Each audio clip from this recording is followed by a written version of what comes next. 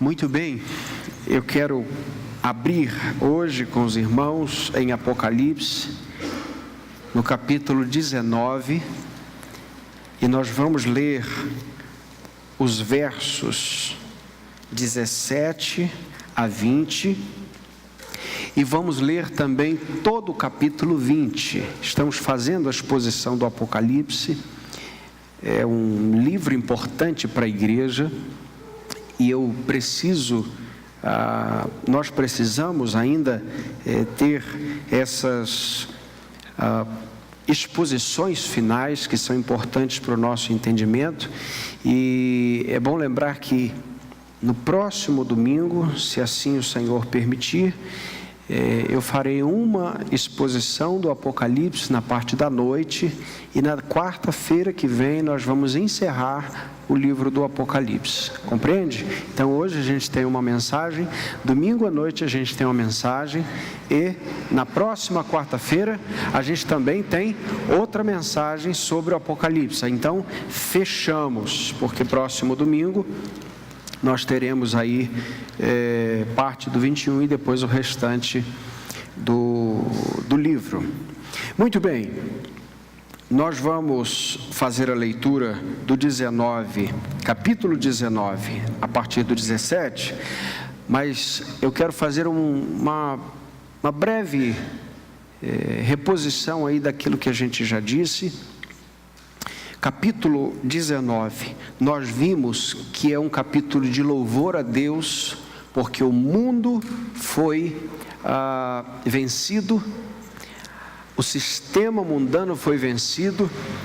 Vamos usar aqui a expressão do próprio texto: a grande Babilônia caiu, e o texto cita por pelo menos 4 vezes a palavra aleluia. Vamos repetir isso? Aleluia, que é um imperativo. Aleluia significa louve ao Senhor, louvai a Deus.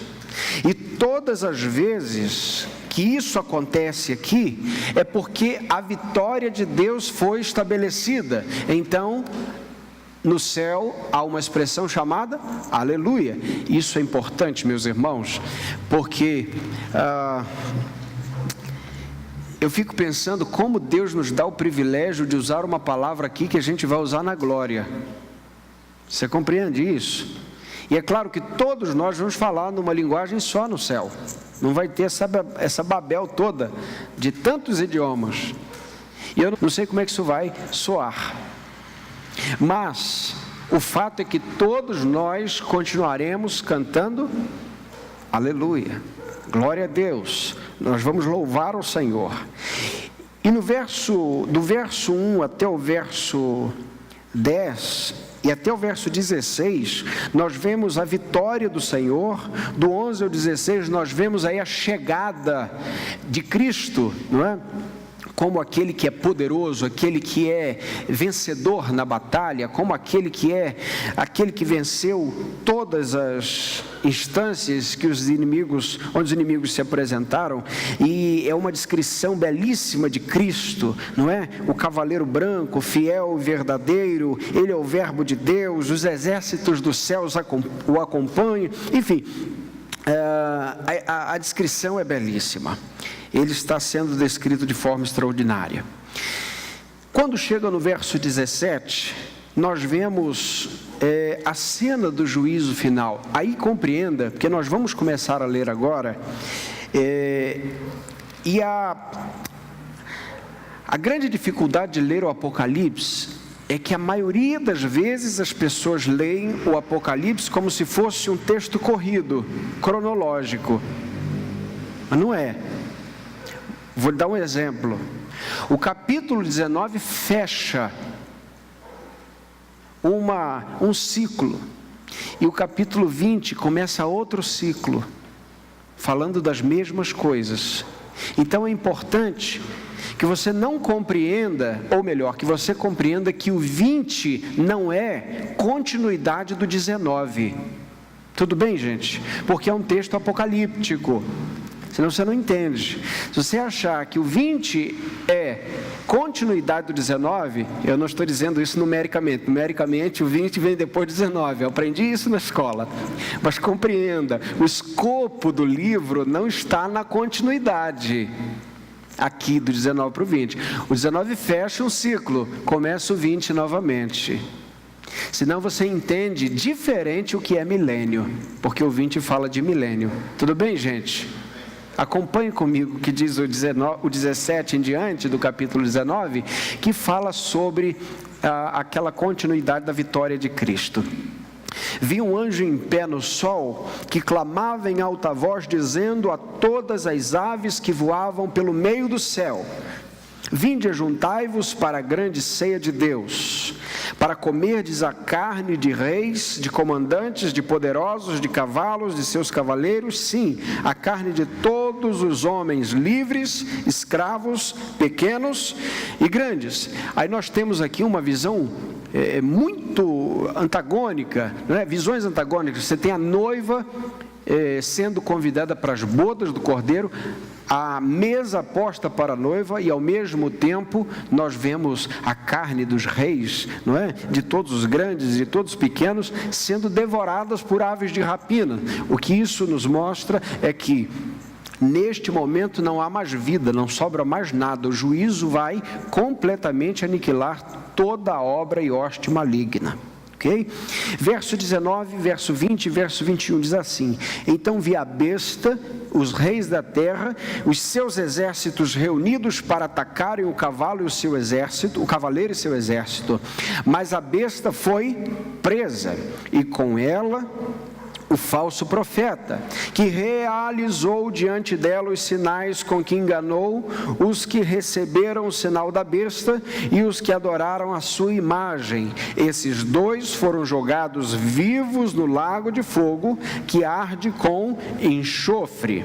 Os demais foram mortos pela espada que saía da boca daquele que estava montado no cavalo. Quem é que estava montado no cavalo? Cristo, acompanhe. E todas as aves se fartaram da carne deles.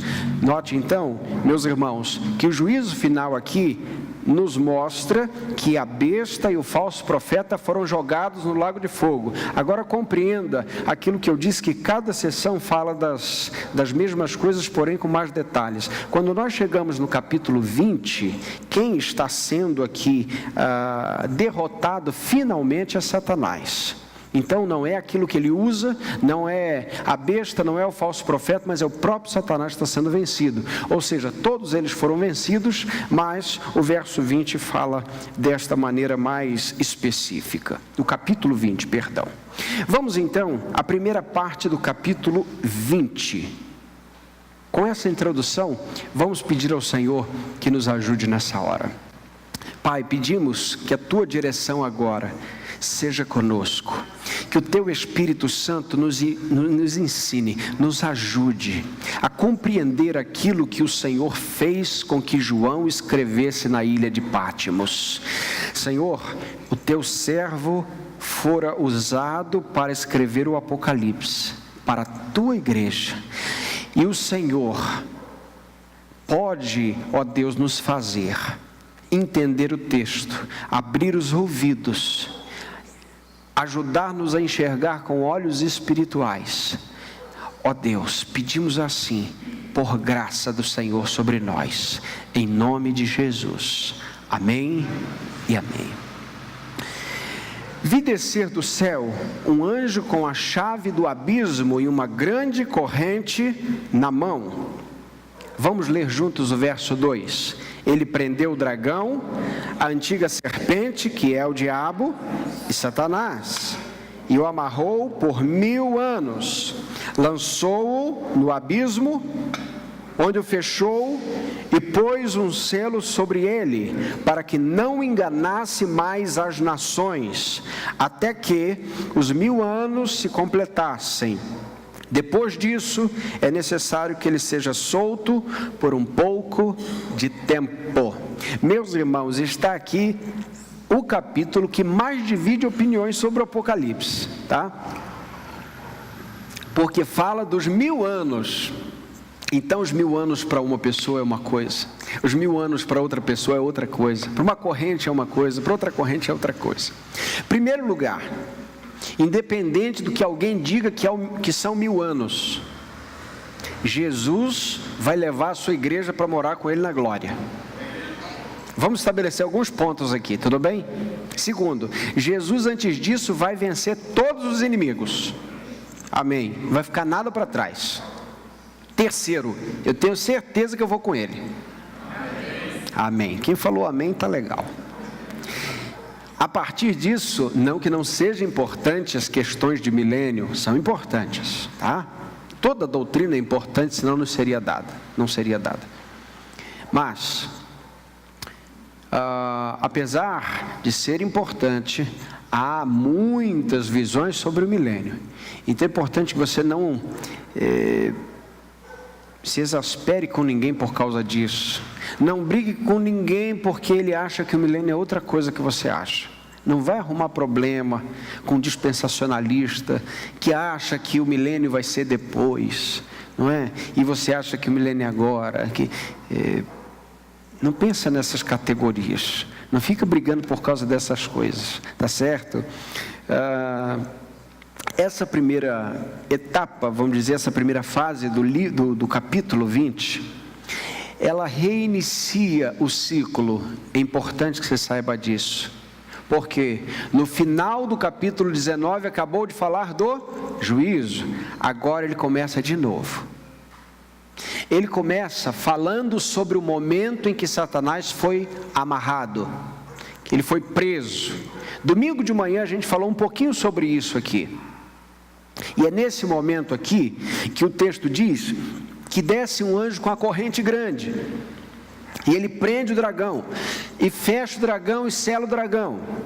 E nesse momento o texto diz, para que ele não enganasse mais as nações.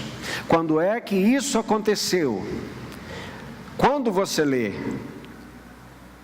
na continuidade o 19 e o 20, você acha que isso vai se dar no final.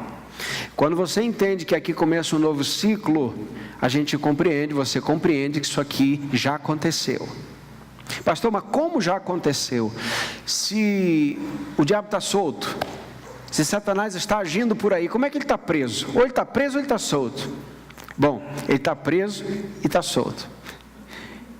Eu vou explicar com a mesma ilustração que dei aos irmãos que estavam aqui no domingo de manhã para que você compreenda.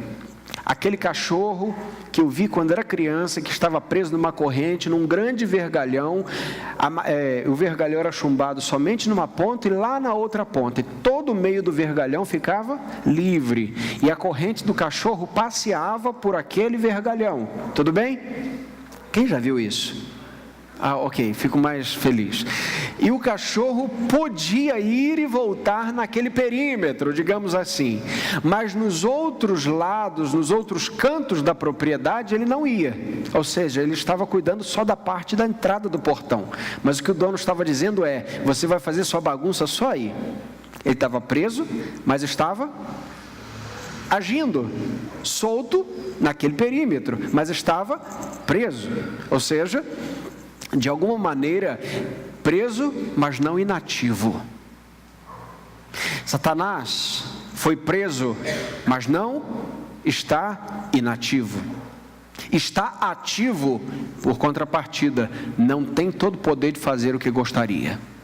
Como é que isso aconteceu? O texto diz que ele foi preso para que não continuasse a enganar as nações. Compreenda, somente Israel tinha a revelação de Deus, até que Jesus veio. A partir de Jesus, a revelação foi disseminada em toda a tribo, língua, povo e nação. A partir deste tempo, o poder de Satanás sobre as nações gentílicas foi aniquilado, porque o Evangelho também pôde chegar nas outras nações. Ou seja, ele age, mas é desmentido pelo Evangelho, quando o Evangelho é pregado. Dessa maneira, a gente compreende, meus irmãos, em primeiro lugar, antes de falar sobre a questão da morte de Jesus e da prisão de Satanás, que o milênio não são 1000 anos necessariamente, tá? No Apocalipse, você tem vários números. Por exemplo, há coisas completamente simbólicas. Alguém pode amarrar o diabo com uma corrente? Não, é um símbolo. Ele é um espírito. Como é que se amarra com a corrente? Não existe. Então, no mesmo versículo que diz que ele foi amarrado com uma corrente, essa corrente não é real, você tem um simbolismo de 1000 anos, que também não são reais. Esses 1000 anos não são reais, ok? O milênio não é real. Veja, como é que a gente compreende isso, então? Quando nós lemos Êxodo 23, verso 6, o texto diz assim: sou misericordioso com 1000 gerações. A contagem do hebreu, no tempo bíblico, o número 1000 era plenitude, tá? Quando se queria dizer o topo máximo de alguma coisa, falava que era 1000. Aí Deus usa essa linguagem com o povo: eu tenho a misericórdia com 1000 gerações. O Salmo 9, verso 4, o texto diz: porque aos teus olhos 1000 anos são como o dia de ontem que passou, como a vigília da noite. Ou seja, a infinitude de anos, o tempo que existir, né? O tempo em que a eternidade não chegar, isso para Deus é um dia só. 2 Pedro 3,8, o texto diz: mas vós, amados, não ignoreis uma coisa: um dia para o Senhor é como 1000 anos, e 1000 anos como um dia. Salmo 91, 7, o salmista diz: poderão 1000 cair ao teu lado, 10.000 ao teu direito, mas tu não serás atingido. Ou seja, meus irmãos, isso é uma linguagem que é simbólica, que é uma linguagem figurada, para que a gente compreenda a consumação dos séculos, a consumação do tempo exato, ok? Então, o milênio, ele não compreende, veja bem, ele não compreende todo o tempo entre a vinda, primeira vinda e a segunda, mas ele está neste tempo, tá? Ele está neste tempo, porque a Bíblia diz, e aqui nós vemos, que já no final, Satanás, ele mostrará mais o seu poder, a iniquidade vai se multiplicar mais, exatamente como a gente está vendo agora, tá? Como é que a gente sabe, biblicamente, como é que percebemos, até nos evangelhos, nas palavras de Jesus, que Satanás fora preso, ou seja, fora limitado quando Cristo morreu na cruz? Vamos ler Mateus capítulo 12, verso 29. Vamos juntos. Como pode alguém entrar na casa do valente e roubar-lhe os bens, sem que primeiro o amarre? Só depois lhe saqueará a casa. O que Jesus vem fazer, então, é amarrar o valente e fazer com que os seus discípulos, ou seja, a igreja, esteja com a autoridade estabelecida para pregar o Evangelho. Quando nós lemos em João 12, isso fica muito claro. Veja só, leia comigo, 31. Chegou a hora do julgamento deste mundo, e o seu príncipe será expulso agora. E quando eu for levantado da terra, atrairei todos a mim. Veja, meus irmãos, chegou a hora do julgamento deste mundo, e o seu príncipe será expulso agora. Ora, será que Jesus estava enganado? Não, o que Jesus estava dizendo era exatamente a figura que estamos vendo aqui de Apocalipse capítulo 20, onde o dragão é amarrado, onde ele é limitado em seu poder na cruz, quando ele estabelece a cruz. Colossenses 2,15, o que diz lá? Leia aí. Tendo despojado os principados e poderes, expôs em público, e na mesma cruz triunfou sobre eles. Ora, Jesus já triunfou sobre os principados? Já? Sim. A vitória do Cordeiro já está garantida? Sim. Nós é que estamos no processo do tempo, percebendo isso, mas isso já está posto. Jesus já venceu. Nós ainda estamos recebendo as bênçãos espirituais disso, mas isso já começou acontecendo em Cristo, morrendo na cruz do Calvário. Por isso, a cruz é a vitória do crente, a cruz é a vitória da igreja, não é a possibilidade de vitória. Satanás já começa a ser manietado e amarrado na cruz. Por isso essa coisa de dizer assim, quando expulsa o demônio, está amarrado, é em base desse versículo, né? Como é que você amarra, como é que você não... O texto diz, você tem que amarrar o valente para conseguir entrar na casa. Aí usa essa expressão assim, meio fora de contexto. Problema nenhum, gente. Se for em nome de Jesus, ele vai embora mesmo, tá? Pode falar que está amarrado, que está quebrado, que está caído. É só fazer em nome de Jesus, tá certo? E não ficar brincando com coisa séria, tá? Repreende e não tem muita conversa. A questão é que o texto fica fora do contexto se você não entender que Cristo veio amarrar o valente desta maneira. Que Cristo veio exatamente expor a público o quanto a morte dele, a vergonha dele, na verdade envergonhou o inferno inteiro. Tá? Isso é importante. Para que não enganasse todas as nações. Lembre, todas as nações estavam debaixo do engano, somente Israel conhecia a verdade, e agora em Cristo, todos conhecem a verdade. O que diz Apocalipse capítulo 5, verso 9? Cantavam um cântico novo, dizendo, tu és digno de tomar o livro, de abrir os seus selos, porque foste morto com o teu sangue, e compraste para Deus homens de toda tribo, língua, povo e nação. Muito bem, meus irmãos, aqui fecha essa questão da prisão de Satanás. Compreendeu bem o que significa a prisão de Satanás aqui? Se você não entender assim, alguns vão dizer assim, mas Satanás está preso, por que o mundo está desse jeito? E aí você fica sem resposta, tá certo? Ele foi preso, mas ele será vencido. Compreenda isso. Ser preso não significa ser completamente liquidado. O capítulo 20 é importante porque ele começa com Satanás sendo preso e termina com Satanás sendo derrotado finalmente. A partir do verso 4 até o verso 6 diz assim, lê junto comigo. Então, vi alguns tronos e foi dado o poder de julgar aos que neles se assentaram. E vi as almas dos que foram degolados por causa do testemunho de Jesus e da palavra de Deus. E os que não adoraram a besta, nem a sua imagem, e não receberam o sinal na testa nem nas mãos, eles reviveram e reinaram com Cristo durante 1000 anos. O texto está mostrando agora aqui, meus irmãos, aqueles que morreram com Cristo. A igreja que já está salva com Cristo, aqueles irmãos que já foram com Cristo, a alma daqueles que já foram martirizados em nome de Jesus e agora estão em Cristo. E essa disposição é muito importante, porque nós vemos a alma dos santos esperando o corpo glorificado com o qual reinará para sempre com Cristo. Nós não reinaremos com Cristo com uma alma vagante na eternidade. Nós reinaremos com um corpo glorificado, mas nós vemos aqui que nesse tempo de milênio, as almas estão aguardando em Cristo os seus corpos serem ressuscitados para que eles possam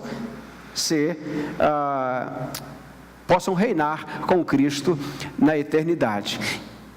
Essa é uma parte importante, porque, meus irmãos, porque mesmo que a gente tenha aí muita obscuridade nesse assunto sobre o que acontece entre a morte e o juízo, porque Hebreus diz que esse delay é pequeno, né? Depois da morte segue-se o juízo, e aí sempre é um assunto, o que vem depois da morte, antes do juízo, não é? A gente já tem uma certeza aqui, os mortos em Cristo já estão num descanso completamente diferente do ímpio. O estado do cristão morto, daquele que parte daqui, que tem a felicidade de partir com Cristo, é completamente diferente daqueles que morrem sem Jesus. Eles estão esperando porque sobre eles está a autoridade de Deus de julgar. Eles estão assentados com Cristo. E nós vemos o que Paulo diz na primeira carta, que nós julgaremos o mundo.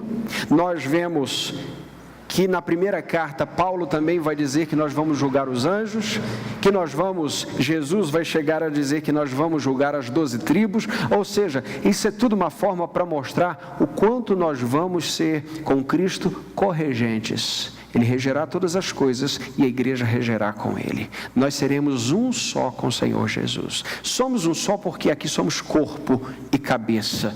E lá isso vai se fazer de forma tão real para nós. Muito bem, o verso 5 diz assim: mas os outros mortos que não reviveram, olha que interessante, os outros mortos que não reviveram, até que se completassem, não reviveram até que se completassem os 1000 anos. Esta é a primeira ressurreição. Verso 6, leia comigo. Bem-aventurado e santo é o que participa da primeira ressurreição. A segunda morte não tem poder sobre ele, mas serão sacerdotes de Deus e de Cristo e reinarão com ele durante 1000 anos. Agora deixa eu explicar uma coisa que confunde muitas pessoas sobre essa questão de primeira ressurreição, segunda ressurreição. Alguns acham que vai ter a primeira ressurreição da igreja, a segunda ressurreição dos ímpios. Compreenda, o que o texto está dizendo aqui é o seguinte: vamos pensar que todos estão mortos em delitos e pecados. Vamos repetir isso: todos estão mortos. Aí tem o grupo dos salvos, dos santos, que eles recebem a Cristo. Então o morto, espiritualmente, ele ressuscita em Cristo. Tudo bem, gente? Ressuscita em Cristo. Ele ressuscitou, já está ressuscitado com Cristo. O que Paulo disse em Colossenses capítulo 3, verso 1, já que fostes ressuscitados com Cristo, lembra disso? O que Jesus disse em João 11, 25? Eu sou a ressurreição e a vida. Paulo vai dizer em Efésios 2, nós estávamos mortos em nossos delitos e pecados, nós fomos vivificados. Ou seja, essa primeira ressurreição, ela foi dada aos crentes. A primeira morte, todos sofreram. Aí fomos ressuscitados. Os não crentes estão mortos, os crentes estão vivos. E agora, o texto diz o seguinte: a segunda morte não tem poder sobre eles. Qual é a segunda morte? A morte física. A morte aqui, porque a espiritual nós já fomos ressuscitados, e quando nós passarmos pela morte física, a morte não terá poder sobre nós, porque nós teremos o corpo glorificado. Compreendeu, meus irmãos? Isso é importante, isso é muito importante, para que a gente não confunda aqui as estações. Romanos 5,12 lembra o nosso estado de primeira morte, né? Aquela morte espiritual. Portanto, assim como o pecado entrou no mundo por um só homem, e pelo pecado a morte, assim também a morte passou a todos os homens, pois todos pecaram. 1 Coríntios 15, 21 e 22 traz isso também, porque assim como a morte veio por um homem, também por um homem veio a ressurreição dos mortos. Pois assim como em Adão todos morrem, do mesmo modo em Cristo todos serão vivificados. Por isso, meus irmãos, compreendamos juntos. É por essa razão que o crente não tem medo de morrer. Porque a morte, para o cristão, não é mais um mistério. A morte para um cristão, e muita gente acha que eu falo muito até de morte, né? Eu falo de morte como uma intrusa, como algo que não é bem-vindo na humanidade, não é algo desejado humanamente, não é nada disso. Mas compreenda que sem esse tipo de morte, nós não veremos o que é incorruptível, porque o que é corruptível não herda o que é incorruptível. Então a gente tem que passar pela morte. É só que o crente é aquele que já passou da fase de ter medo de morrer. Parêntese, não significa que um crente verdadeiro, em algum momento, não tenha alguma dificuldade de lidar com isso. Amém, gente? Pode ser que um crente salvo por Jesus tenha ainda algum milindre de lidar com isso, porque não tem todas as certezas ainda que o Evangelho traz, as informações das boas novas. Então você pode ter algum receio de alguma coisa e ainda assim ser um salvo. Tudo bem? Não vamos jogar a água da banheira junto com o bebê. Então a gente joga água suja e segura o bebê. É só que às vezes a gente precisa dar uma lavada melhor no bebê, tá certo? Então, diante disso, a gente precisa entender que às vezes até tem crentes sinceros e crentes mesmos, e que ainda não passaram dessa fase de achar que precisa ter medo da morte, e não precisa, tá? Cristo venceu a morte.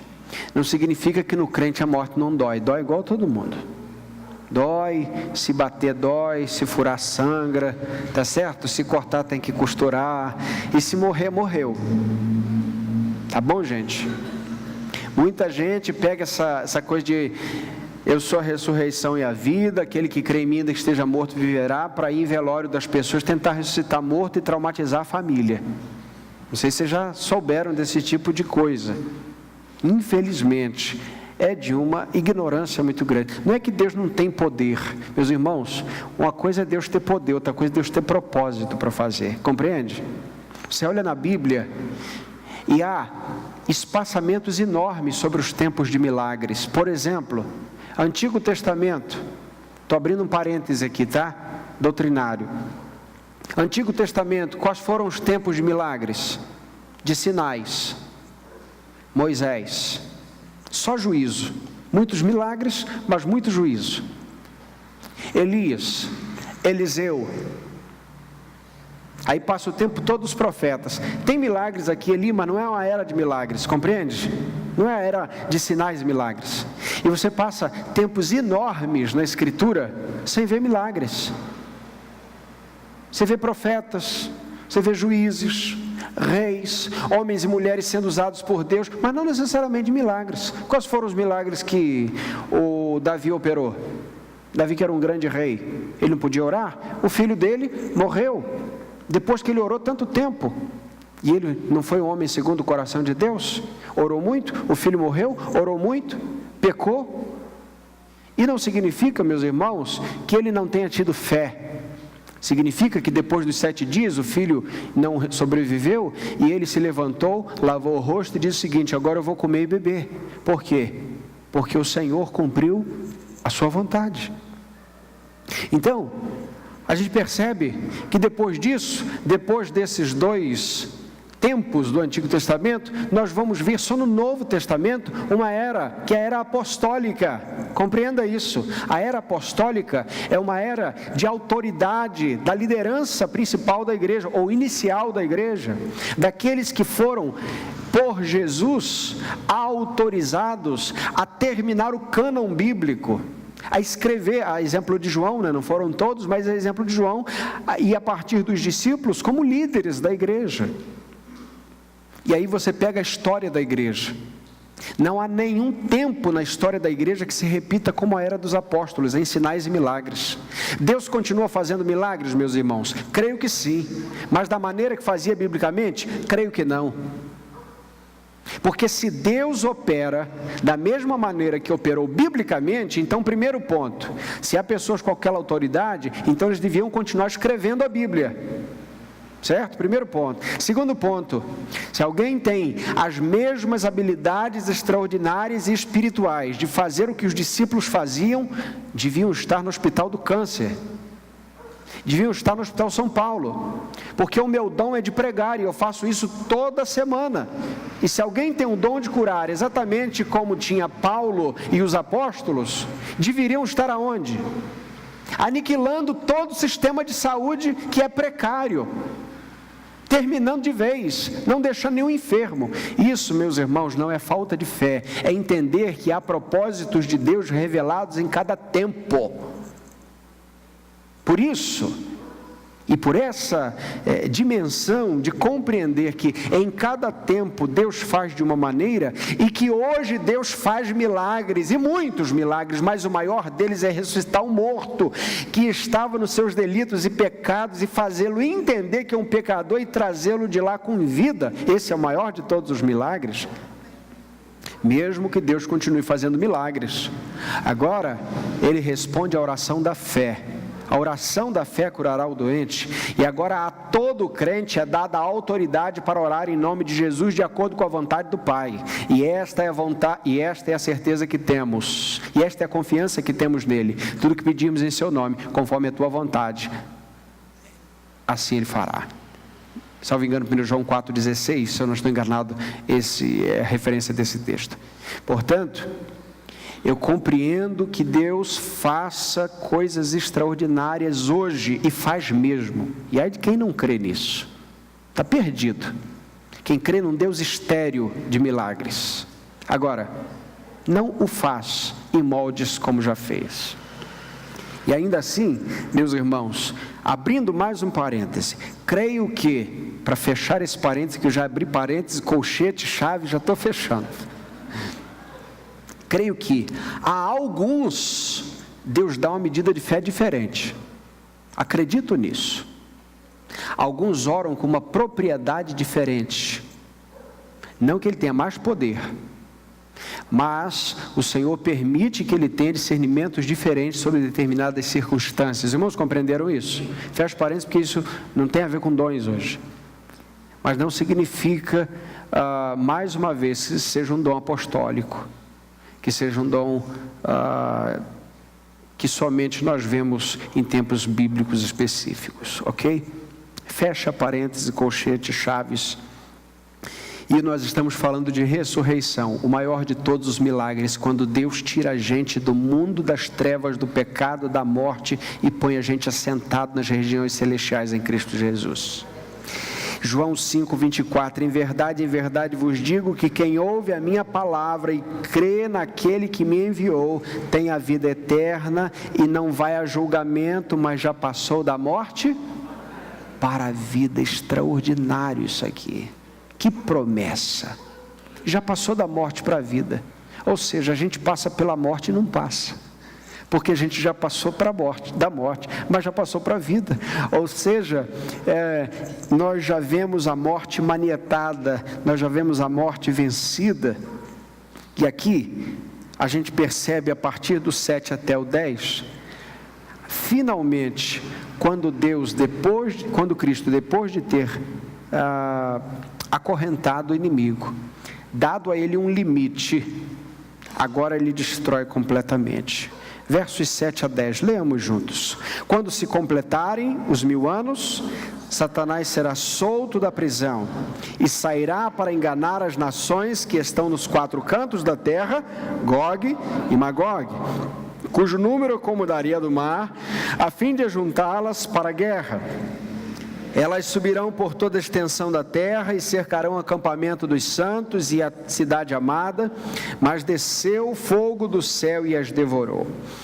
E o diabo que as enganava foi lançado no lago de fogo e enxofre, onde estão a besta e o falso profeta. Eles serão atormentados dia e noite pelos séculos dos séculos. Muito bem.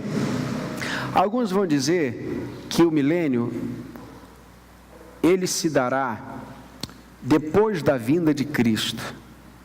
E aí isso não faz muito sentido, meus irmãos. Por quê? Não faz muito sentido, porque para essa visão do Apocalipse, esse milênio vai se dar 1000 anos depois que Jesus voltar. Agora imagine como é que Jesus volta nessa terra, nós já somos com o corpo glorificado, Ele também com o corpo glorificado, e como é que a gente habita e coabita com o mundo que não está glorificado? Isso não faz sentido e não encontra eco em nenhum momento nas Escrituras, tá? Por isso que a gente compreende que o final do milênio é exatamente quando Jesus volta, porque senão a gente tem que ter uma terceira volta de Jesus. Ele veio uma vez, ele veio, começou o milênio e depois teve de vir de novo. Isso não tem muito sentido biblicamente. O texto fala aqui sobre a vitória de Cristo completamente sobre o sistema mundano. Vocês estão lendo aí o Gog e Magog. O que é Gog e Magog? Isso é uma citação ao texto de Ezequiel, Antigo Testamento, capítulos 38 e 39, falando do sistema mundano. Tudo que tem a ver, tudo que é contrário à vontade e à santidade de Deus, agora estão completamente destruídos. Por quê? Porque a besta, porque o falso profeta e agora Satanás, o dragão, estão sendo vencidos. Por fim, Eu quero falar sobre o final do milênio. O que é o final do milênio? Ou seja, o último momento onde precede a volta de Cristo, onde ele disse que a iniquidade vai se multiplicar, os rumores de guerra vão se avolumar, vão aumentar. Desta maneira, meus irmãos, esse milênio, que não são 1000 anos, que não é o número de 1000 anos, nós começamos a compreender que ele está se afunilando a partir do momento em que os sinais que Jesus disse que seriam evidências do fim dos tempos, eles começam a se multiplicar. Como disse, eu acho que no último domingo, nós estamos disparados com todas as evidências na pior das gerações, na geração mais pecaminosa de todas. É claro, sim, houve na história uma geração que pecou contra Deus, claro, a do dilúvio, houve a Sodoma e Gomorra, você tem várias, mas hoje, meus irmãos, é o que nós percebemos de volume de crueldade por metro quadrado, sabe? Nunca se pecou tanto por minuto. Nunca uma geração foi tão aprofundada no sistema anti-Deus. E é por essa razão que a igreja precisa ficar alerta. Que é nesse momento que a gente compreende que os propósitos de Deus vão permitindo e liberando e ordenando até para que as investidas de Satanás possam ser maiores e nos dê sinais que nós precisamos estar preparados. A cada tempo que passa, o inimigo inventa uma coisa nova. A cada tempo que passa, e vou te dizer, o bem mais precioso que está sendo roubado neste tempo, não é o dinheiro. O bem mais precioso, não é nem os alimentos, não são os alimentos, é o tempo. O tempo, meus irmãos, está sendo violado, está sendo roubado, e muita gente não está percebendo. Nós precisamos ter muito cuidado com o tempo, sobretudo com o advento da internet e seus leques. A internet é um objeto de entretenimento eficiente ao extremo. Porque se o usuário não tomar cuidado, ele passou o dia inteiro e não fez nada. E aí, o que é recorrente na internet? A internet te dá o senso de obrigação. Por quê? Porque agora você tem muitos contatos. Antigamente, você sabia de cor o telefone da casa da sua tia? Você sabia de cor o telefone da casa da sua tia rica, né? Sua tia rica. Sua tia pobre não tinha telefone, igual você não tinha. Pelo menos eu não tinha. A sua tia rica? 2657, não, era 657, 6597. Ela morava em Copacabana. Eu morava na Baixada Fluminense. E tinha mais umas 2 ou 3 pessoas que tinham telefone. Hoje, você não sabe nem o seu. Que ontem você comprou um chip novo. E você esqueceu. Aí como é que você informa seus amigos? Chega no Zap e diz assim: esse é meu número novo, mas nem você sabe. Tá certo? Eu gravei o meu número novo agora. Acho que hoje eu consegui gravar. Já estou com ele 1 mês. Perceba. Há um volume de informação enorme, que você abre uma janela para o mundo, vê tudo e não vê nada. É um território imenso, um lago enorme, da fundura de uma camada de verniz. Ou seja, muita coisa, profundidade em nada. O tempo está sendo o tesouro mais precioso que está escoando pelas mãos.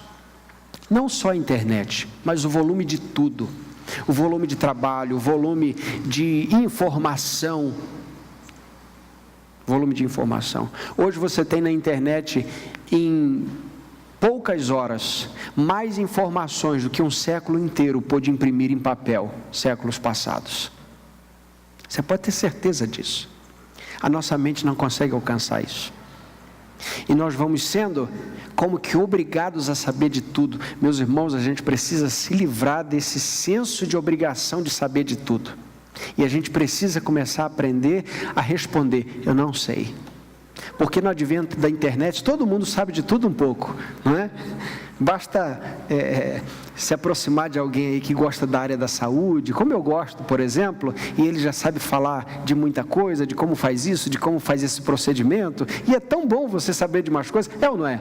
É bom, você começa a saber de um monte de coisa, mas também você não sabe de nada, porque na verdade você não sabe quem está falando a verdade, você não sabe quem está certo lá. E aí você começa a confiar em algumas coisas. Aí é um atestado de idiotismo profundo. Porque, veja, tem gente que vai à internet e crê no que o camarada está dizendo lá, mas pega a Bíblia e diz, isso não é verdade. Você compreende?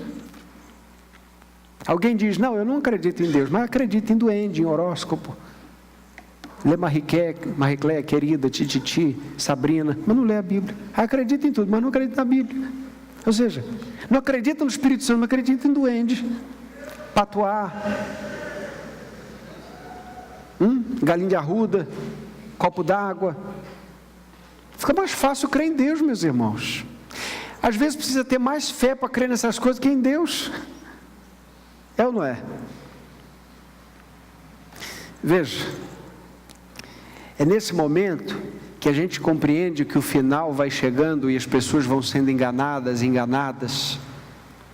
Mas a Bíblia diz que isso tem um tempo para parar. E esse fim do milênio, que a gente nunca sabe quando termina, tá? A gente nunca sabe. Mas a gente está vendo aqui que Deus tem propósitos, muitas vezes, de mostrar para as pessoas que, embora limitado, Satanás está agindo. E por que Deus permite, meus irmãos, certas coisas?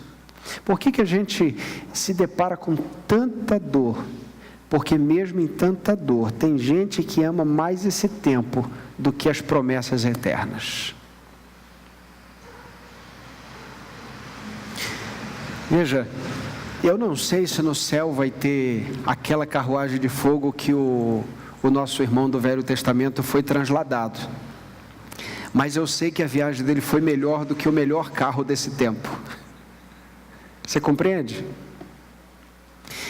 Eu não sei qual é a casa mais cara desse planeta, mas a casa mais cara desse planeta não se compara a qualquer metro quadrado das mansões celestiais. Eu estou dizendo metro quadrado, mas na eternidade não tem medida de nada, nem de tempo, nem de espaço. Essas coisas temporais vão ser dissolvidas. Isso é só para os nossos olhos finitos. Para os infinitos isso não vai ser necessário. Quem canta melhor aqui nesse mundo, quem canta melhor, o melhor instrumentista, o melhor cantor, não se compara aos anjos da glória e às harpas celestiais cantando ao Senhor desde a eternidade. Por isso não dá para preferir aqui. Como tenho dito, nós estamos aqui de passagem. O povo de Deus é um povo que passa pela vida de mala pronta, porque sabe que vai ter um momento em que o Senhor vai dar um basta em tudo. Vai dar um basta em tudo e a gente vai ver então tudo o que para nós é grande mistério. Veremos então da mesma forma que nos vemos aqui. É importante que a gente entenda isso. Por fim, meus irmãos, vamos à cena do juízo final, para fechar esse capítulo. Leia comigo versos 11 a 15. Vi também um grande trono branco e que estava sentado sobre ele. A terra e o céu fugiram da sua presença e não foi achado. Agora perceba, Cristo que estava na cruz do Calvário, sendo envergonhado, açoitado, agora está sentado com toda a autoridade para julgar todas as nações. Vi os mortos, leamos aqui, olha, grandes e pequenos, em pé diante do trono. Abriram-se alguns livros, então abriu-se outro livro, e o livro da vida, e os mortos foram julgados pelas coisas que estavam escritas nos livros, segundo as suas obras. Primeiro ponto, esse verso 12 nos mostra que o juízo de Deus será universal, ou seja, não haverá nenhuma nação que não passará pelo juízo. O texto diz, grandes e pequenos, lembre isso. Agora, o texto também mostra que no livro de Deus estão todas as nossas obras, as nossas ações. E aí alguém pode, desinformado, pensar o seguinte, então a salvação é pelas obras, porque Deus está catalogando tudo que eu faço, Deus está escrevendo tudo que eu faço, e no momento que Ele me enquadrar no juízo final, Ele vai ler, se tiver em débito lá, como é que eu vou fazer? Bom, não é isso que o texto está dizendo diretamente, compreenda, meus irmãos. As obras dos salvos, todas as obras dos salvos, só são possíveis porque eles já foram lavados e remidos pelo sangue de Jesus. Compreenda isso. Quando o Senhor trouxer as obras à tona, as obras dos salvos, elas já terão sido justificadas por Jesus. E agora o que o texto está mostrando aqui é o juízo dos ímpios. Você compreendeu? O texto não está mostrando o juízo contra a igreja. A igreja está sendo vista aqui nos versos, a partir do verso 4 ao verso 6. E vimos também aqui que eles estão reinando com Cristo. Como é que então uma alma vai com Cristo e depois ela é julgada? Faz sentido? Não, já passou da morte para a vida. Compreenda isso, isso é importante. Isso é muito importante. O que nós estamos vendo aqui é o julgamento dos ímpios. E o que Deus está mostrando com esses livros? Que todos aqueles que serão lançados no inferno terão merecimento, mérito suficiente para serem lançados no inferno. Nós não temos um livro de boas obras no céu, meus irmãos. Vou repetir isso, é importante. Pode ser que isso seja confuso para alguns. O Senhor não está catalogando todas as nossas boas obras, dizendo assim, rapaz, você me surpreende a cada dia. Eu fico bobo com esse filho, que todo dia que eu já estou assim com a minha caneta, já acabando de tanto que eu escrevo boas obras. Não é esse o ponto. O ponto é que o Senhor está nas suas mãos como um juiz, que tem catalogado todos os crimes hediondos de quem vai julgar. Ele tem exatamente todas essas informações aqui para mostrar para o ímpio e para o mundo que ele é justo em fazer o que faz. Porque não tem nenhum escrito nosso que faça com que mereçamos o céu. O que nós tínhamos era o escrito de dívida. Esse Jesus rasgou pregando na cruz do Calvário. Amém, gente? Compreenda isso. Então no céu não tem um livro de boas obras e de obras más. A grande questão é que para o crente, os nossos pecados já foram lançados no mar do esquecimento. O Senhor já rasgou nossa dívida. Não tem débito que acumula. Filhinhos, eu vos escrevo para que não pequeis, mas se vocês pecarem, vocês têm um advogado. Ou seja, aquele que já foi perdoado do estado de culpa, agora é perdoado pelo Senhor de cada pecado que comete. E ele não está agora andando diante de Deus em pecado e transgressão sobre transgressão, mas ele está em graça sobre graça. Pastor, então a gente está liberado para pecar à vontade, porque não acumula nada. Muita calma nessa hora. Se você tem esse coração, você está muito certamente do outro lado, não no caminho do Senhor. Se você acha que pela graça de Deus você pode pecar à vontade, então teu coração precisa de conversão. Porque o ímpio adora uma oportunidade de pecar. Entende ou não? O justo, meu irmão, ele odeia pecar contra Deus. E quando ele peca, acabou o dia dele. Estou dizendo quando ele peca conscientemente. Você entende? Aquele resquício de Adão E você disse, isso ainda não foi vencido. E aí aquilo acaba com o seu dia. Até que você ora, bota o joelho no chão, clama o sangue do Cordeiro, e aí o Senhor te traz paz. Mas o ímpio não. Por isso essa mentalidade de que, ok, uma vez salvo para sempre, posso pecar à vontade, isso é mentalidade ímpio. Porque o Senhor nos constrange tanto com seu amor, que o que a gente quer devolver sempre para o Senhor é amor e não pecado. Amém, gente? Compreenda isso. Agora o verso 13, o verso 12 falou de um juízo universal, agora o verso 13 fala de um juízo de como ele será individual, apesar de ser de todos. O mar entregou os seus mortos, que nele havia, lembra que o mar é o mundo, né? E a morte e o além entregaram também os seus mortos, lembre que aqueles que morreram com Cristo estão com Cristo, com a alma com Cristo, mas aqueles que não morreram com Cristo estão agora sendo trazidos para o juízo, e eles foram julgados, agora leia comigo, cada um segundo as suas obras. O juízo é individual. Eles aqui sim serão julgados segundo as suas obras, nós não, porque as obras que nos acompanham são as obras de Cristo. Então nós seremos julgados pela obra de Cristo na cruz. O mundo não, o mundo será julgado pelas obras do pecado. 14. A morte e o inferno serão jogados no lago de fogo, e esta é a segunda morte, o lago de fogo. Meus irmãos, qual é a primeira morte? A morte espiritual. Qual é a segunda morte do ímpio? O lago de fogo.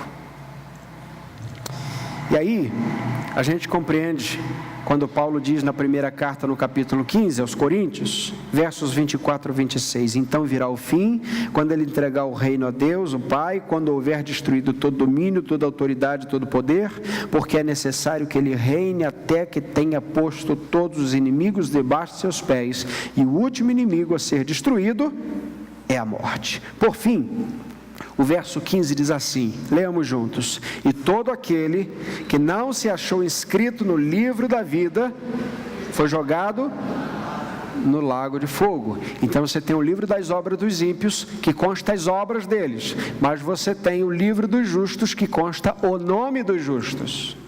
Então, não foi encontrado o nome no livro da vida, então é jogado no lago de fogo. E aqui nós vemos, meus irmãos, que há uma promessa tanto de céu quanto de inferno, e que há uma teologia, que é a teologia do universalismo, que diz que todo mundo vai ser salvo no final. A Bíblia não fala disso. A Bíblia fala de lago de fogo, a Bíblia fala de inferno. Aliás, Jesus falou mais de inferno do que de céu, se você não sabe. Por quê? Porque ele quer mostrar o quão perigoso é o inferno, o quão perigoso é cair nas mãos do Deus vivo, o quão perigoso é temer os homens, mas não temer a Deus, que tem poder de matar o corpo e lançar a alma no inferno. Isso é perigoso. Por isso, segundo o próprio Jesus, nós vemos que o inferno é lugar de trevas, vemos isso em Mateus 22, nós vemos que é lugar de ambiente de dor eterna, capítulo 13 de Mateus, nós vemos que é lugar de castigo de Deus por toda a eternidade, Mateus capítulo 3, e é um lugar onde aqueles que são lançados serão consumidos dia após dia, mas não vão morrer. Veja o que diz Marcos capítulo 9, a partir do 43. Se a tua mão te fizer tropeçar, corta, pois é melhor entrares na vida defeituoso do que tendo as duas mãos, ir para o inferno, para o fogo que nunca se apaga. Deixa eu abrir um parêntese. Não é motivo para você cortar a mão porque peca. Literalmente, já falei isso aqui, mas não custa nada dizer, tá bom, gente? Há casos extremos na história da igreja, então só para que não se repita, por favor, nem cortar a mão, nem furar o olho, nem cortar o pé, não é disso que o texto está falando. A gente já explicou isso aqui algumas vezes. Agora veja, verso 43 termina dizendo, para o inferno, para o fogo que nunca se apaga. Repita comigo, fogo que nunca se apaga. 44, onde o verme não morre e o fogo não se apaga. Verso 46, onde o verme não morre e o fogo não se apaga. Verso 48, onde o verme não morre e o fogo não se apaga. Compreenda que nós estamos vendo um lugar de sofrimento eterno. Como é que a gente sai, então, dessa condenação de sofrimento eterno? Por enquanto, meus irmãos, o juízo final não chegou, nós estamos aqui, amém. Mas vai chegar. Vai chegar e não demora, porque já já a gente está partindo. Como é que a gente sai dessa fila de condenação? João, capítulo 11, Jesus disse: eu sou a ressurreição e a vida. Quem crê em mim, mesmo que morra, viverá. Vamos juntos. Quem crê em mim, mesmo que morra, viverá. Mais uma vez, quem crê em mim, mesmo que morra, viverá. Todos nós nascemos mortos espiritualmente? Sim.